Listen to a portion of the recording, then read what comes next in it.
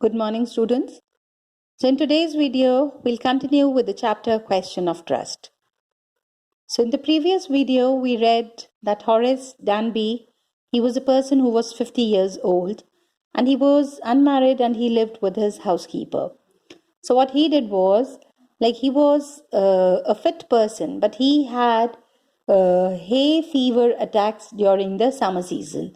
And then we read also that people thought that he was an honest citizen, but nobody knew about him that 15 years back he had gone to the jail and he had served there in the library, in the prison library. And it is from there only he got his love for the rare and the expensive books from the prison library. So what he used to do is, now he used to steal money, and then after that he used to buy books through a secret agent. And then what he did was, he did steal money, and what he did was he was an expert in that. He never got caught. So he just looked into everything. He just knew about each and every minute detail. He studied the smallest details, even as such as the electric wiring, the garden area, so that he does not get caught. So one day what he saw was that the servant who was supposed to be there in the house when the family was in London, so those servants, what they did was, instead of remaining in the house, they went out for a movie. So Horace, when he saw them leaving, so that time he was quite happy, and then after that he was there with his bag that had its tools. So what he did was, he then left with a bag that he had brought with him, in which there were tools. So now let's continue. So we'll continue from page number 20, the last paragraph. There were about £15,000 worth of jewels in the grain safe. If he sold them one by one, he expected to get at least 5,000, enough to make him happy for another year. There were 3 very interesting books coming up for sale in the autumn. So now he would get the money he wanted to buy them.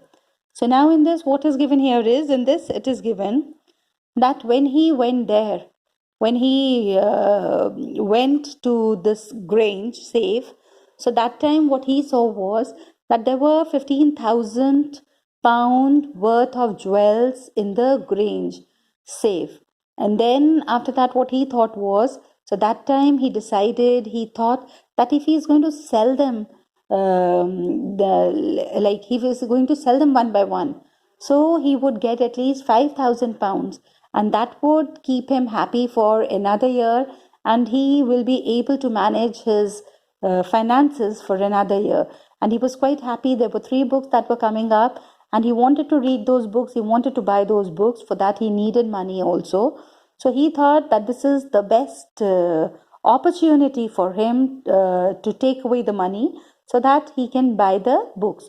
So what he did was, he wanted to buy these books, and for that he needed money, and he thought that this money that he will get after selling the jewels that were there in the grain safe, that will help him to buy the 3 interesting books that were coming up.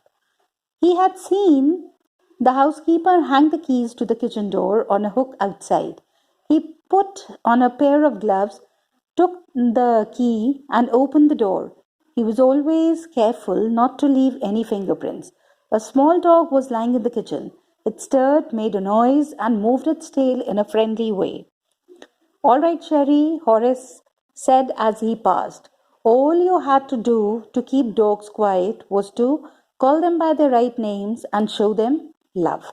So now in this, what is given here is, it is given that when the housekeeper of the Grange was going, so he saw that he kept the keys on the hook that was outside the kitchen door. So what he did was, he was an expert in robbing. So he never left any marks behind.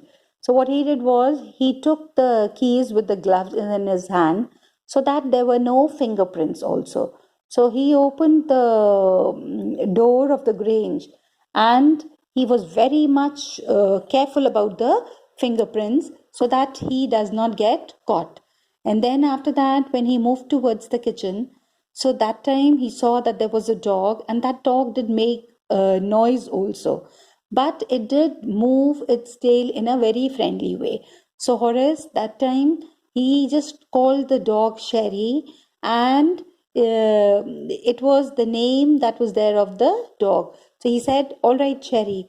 So then after that, what he says is he feels that if you call the dog by their names and show them a little bit of love, then the dogs also, they become quite friendly with you, and they do not bark at you also. So what he did was just he wants the dog to be quiet, and so what he did was he did call him by the right name.